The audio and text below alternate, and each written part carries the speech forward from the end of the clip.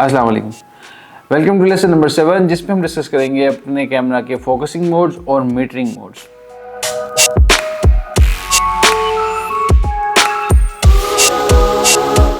तो सबसे पहले बात की जाए अगर फोकस मोड की, तो फोकस मोड होता क्या है? फोकस मोड ये है कि आप अपने कैमरा को बताते हैं कि आपने इस चीज़ को फोकस करना है, इस चीज़ को फोकस नहीं करना, जिसलिए हम ये इतनी पैसे लगाते हैं इस पर कि हमें ब्लर चाहिए। डेप्थ ऑफ फील्ड जो होती है, डेप्थ ऑफ फील्ड यही होती है कि आप एक चीज़ आपकी अगर पूरे इमेज में फोकस होती है और बाकी सारी आपकी ब्लर होती है या फिर उतनी फोकस नहीं होती जितनी आपकी एक जो सब्जेक्ट है वो होता है। तो सवाल ही पैदा होता है कि अब आपने कैमरा को कैसे बताना है कि ये सब्जेक्ट जो है इसको कैप्चर करना है, इस चीज़ को फोकस करना है।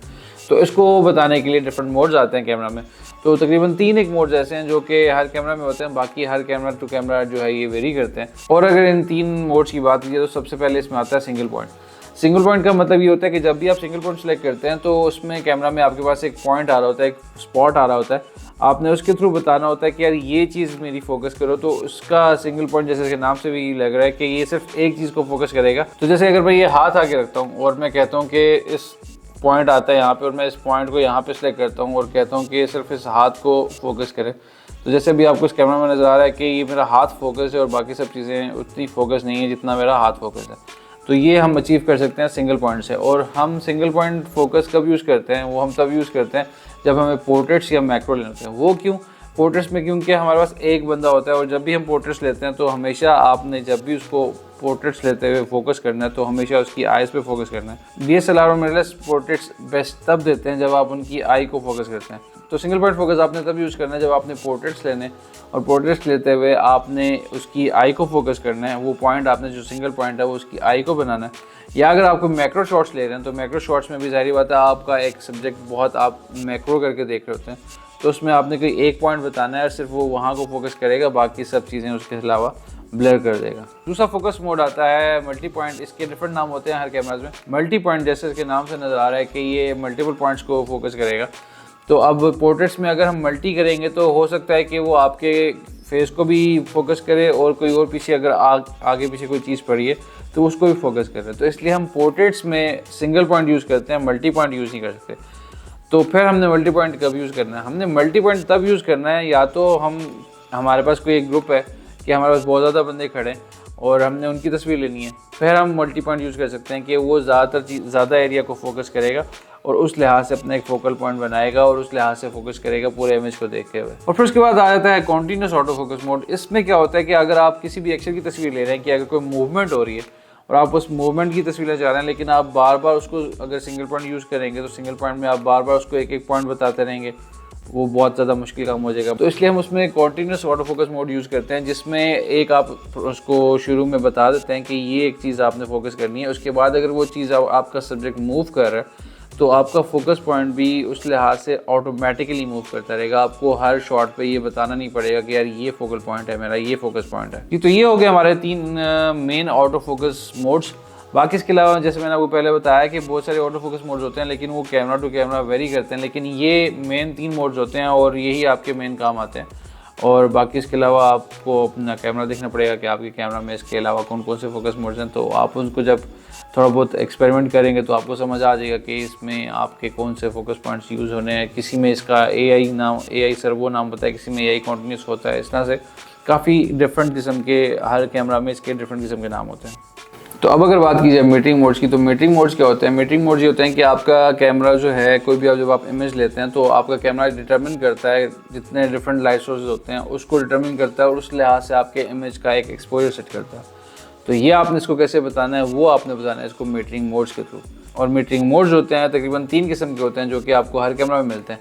बाकी कैमरा टू कैमरा और कंपनी टू कंपनी जो है वो थोड़े बहुत डिफर करते हैं, इसमें कम ज़्यादा होते रहते हैं, लेकिन तकरीबन ये 3 जो है मीटरिंग मोड्स आपको हर कैमरा में मिलते हैं। तो सबसे पहले अगर हम बात करें तो सबसे पहले मीटरिंग मोड आता है इवैल्यूएटिव मीटरिंग मोड। तो इस मोड में ये होता है कि आपका कैमरा जितने भी लाइट सोर्सेज आपके इमेज में आ रहे होते हैं उन सबको डिटेक्ट करता है और उस लिहाज से एक बैलेंस सा एक्सपोजर सेट कर देता है आपके इमेज का। मीटरिंग मोड आप नॉर्मली तब यूज़ करते हैं जब आप कोई भी लैंडस्केप ले रहे होते हैं। वो क्योंकि उसमें आपके पास डिफरेंट लाइट सोर्सेज आ रहे होते हैं, कहीं से रिफ्लेक्शन आ रहा होता है, कहीं से सन आ रहा होता है, कहीं से डिफरेंट सिटी लाइट्स आ रही होती हैं। तो उसमें आपका एक बहुत बैलेंस इमेज होना लाजमी है क्योंकि आपको बहुत डिफरेंट किस्म के लाइट सोर्सेज बन रहे हैं। तो उसमें आप यूज़ करते हैं इवैल्यूएटिव मीटरिंग मोड। अगर आप उसमें कोई और मीटरिंग मोड यूज़ करेंगे तो जाहिर है कि अगर एक चीज़ को फोकस करेगा, क्योंकि आपका कैमरा जो भी चीज़ फोकस करता है वो फोकस करता है लाइट को। तो अगर किसी एक लाइट को उसने फोकस कर लिया, बाकी सब लाइट्स को फोकस नहीं किया, तो आपका लैंडस्केप या सिटीस्केप जो भी आप कैप्चर करना चाह रहे हैं वो तो बढ़ गया। तो इसलिए आपने जब भी लैंडस्केप या सिटीस्केप्स लेने हैं तो आपने एवेल्यूएटरी मीटिंग मोड यूज़ करना है, क्योंकि उसमें जितने भी लाइट सोर्सेज होते हैं उस सबको आपका कैमरा डिटेक्ट करेगा और उस लिहाज से एक बैलेंस एक्सपोजर सेट करके आपको एक प्यारा सा इमेज देगा।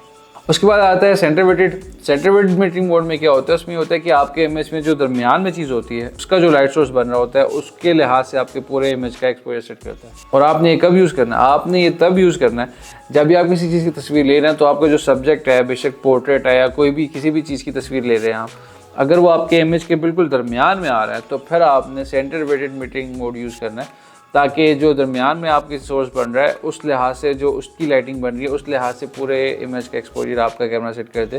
तो इसलिए जब भी आप पोर्ट्रेट्स बना रहे हैं या कोई ऐसी तस्वीर ले रहे हैं जिसमें आपका मेन सब्जेक्ट जो है वो दरमियान में आ रहा है, तो तब आपने यूज़ करना है सेंटर वेटेड मीटिंग मोड। और फिर तीसरे नंबर पर आता है स्पॉट मीटिंग मोड, और ये आपने तब यूज़ करना है जब आपने कैमरा को बिल्कुल एक प्रिसाइज तरीके से बताना है कि ये वाला एक जो लाइट बन रही है, लाइट सोर्स, इसको पकड़ो। तो आपने ये कब यूज़ करना है? ये आपने तब यूज़ करना है जब आप बहुत ज़्यादा हाई कंट्रास्ट टाइप की कंडीशन में खड़े हैं। जैसे अगर आप कोई बाहर खड़े हैं, सनी डे है और पीछे सूरज आ रहा है, तो आपका कैमरा तो ज़ाहिर बात है जो लाइट सोर्स ज़्यादा बन रही होगी उसको पकड़ के पूरे इमेज का एक्सपोजर सेट कर होगा। तो उसमें आपने फिर क्या करना है? उसमें आपने करना है स्पॉट मीटिंग यूज़ करनी है, और फिर आपने उसको बताना है कैमरा को कि भाई इसको सेट करो, ये है मेरा मेन सब्जेक्ट, इस लिहाज से आप अपना जो है वो एक्सपोजर सेट करें पूरे इमेज का। या फिर उससे उल्ट भी हो सकता है कि जो मैं हूँ बहुत ज़्यादा डार्क हूँ या ऐसी कोई चीज़ आ रही है जो सामने आ रही है, मैं इसको बिल्कुल भी शूट नहीं करना चाह रहा, इनफैक्ट जो पीछे पूरा लैंडस्केप बन रहा है मैं उसको लेना चाह रहा हूँ, या पीछे कोई भी ऐसी चीज़ आ रही है उसको मैं शूट करना चाह रहा हूँ, लेकिन यहाँ पर लाइट सोर्स ज़्यादा बन रहा है तो अब वो इसको फोकस करेगा, पीछे वाले को फोकस नहीं करेगा। तो इस टाइम पे भी आपने उसको आराम से स्पॉट मीटिंग यूज़ करनी है और वहाँ से आपने उसको बता देना कि भाई ये पॉइंट है जिसके लिहाज से आपने पूरे इमेज का एक्सपोजर सेट करना है। फोकसिंग मोड्स वो होते हैं कि आपने कैमरा को अपने बताना है कि यार किस चीज़ को फोकस करे, किस चीज़ को फोकस ना करे। और मीटिंग मोड्स में क्या होता है कि आप अपने कैमरा को बताते हैं कि यार ये मेरा मेन लाइट सोर्स है, आपने इस लिहाज से अपने पूरे इमेज का एक्सपोजर सेट करना है। जी, तो नेक्स्ट लेसन में हमारे पास तकरीबन 2 चीज़ रह गई हैं जो कि हमने अभी तक डिस्कस नहीं की, जो कि है वाइट बैलेंस और कलर प्रोफाइल्स। हम नेक्स्ट लेसन में इसको डिस्कस करेंगे और उसके बाद हमारे पास तकरीबन ये जितने मोड्स है, जितने भी हमारी ऑप्शंस थी कैमरा के अंदर वाली मोड्स से, जितने भी हमने सारे डिस्कस कर लेंगे और उसके बाद हम शुरू करेंगे अपने फोटोग्राफी की कंपोजिशन पे। सो बी देयर, बाय बाय, अल्लाह हाफ़िज़।